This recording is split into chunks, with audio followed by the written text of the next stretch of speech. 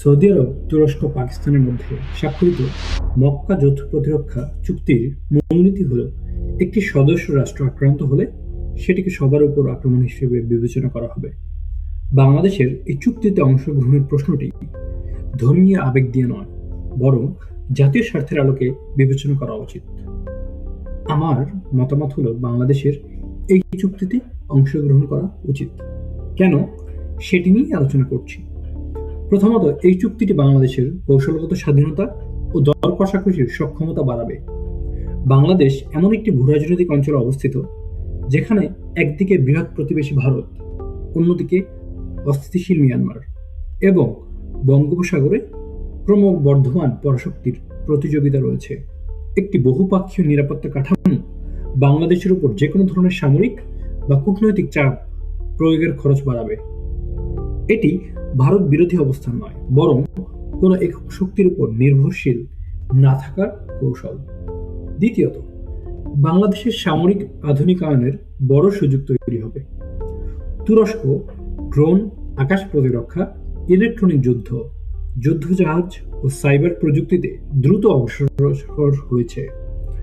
পাকিস্তানে রয়েছে সামরিক প্রশিক্ষণ ও বাস্তব অপারেশনের অভিজ্ঞতা, আর সৌদি আরবে রয়েছে প্রচুর টাকা।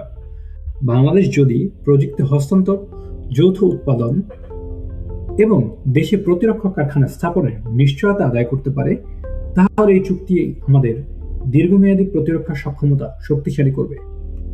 তৃতীয়ত, বঙ্গোপসাগর, সমুদ্র বন্দর ও সাইবার অবকাঠামো নিরাপত্তা এখন বাংলাদেশের জন্য অত্যন্ত গুরুত্বপূর্ণ। যৌথ সামরিক মহড়া, গোয়েন্দা তথ্য বিনিময়, সামুদ্রিক নজরদারি এবং সাইবার প্রতিরক্ষা সহযোগিতা বাংলাদেশের বাস্তব নিরাপত্তা প্রয়োজন পূরণ করতে পারে। চতুর্থত, সৌদি আরব বাংলাদেশের সবচেয়ে গুরুত্বপূর্ণ শ্রমবাজার ও রেমিটেন্সের উৎসগুলোর একটি। 2025-26 অর্থ বছরে দেশটি থেকে বাংলাদেশ প্রায় $5.85 বিলিয়ন রেমিটেন্স পেয়েছে। ঘনিষ্ঠ কৌশলগত সম্পর্ক, সৌদি শ্রমবাজারে বাংলাদেশিদের অবস্থান, জ্বালানি নিরাপত্তা এবং সৌদি বিনিয়োগ বৃদ্ধিতেও সহায়ক হতে পারে। পঞ্চমত, এই তিন দেশের সঙ্গে প্রাতিষ্ঠানিক সম্পর্ক শক্তিশালী হলে বাংলাদেশ রোহিঙ্গা সংকটেও অতিরিক্ত কূটনৈতিক সমর্থন পেতে পারে।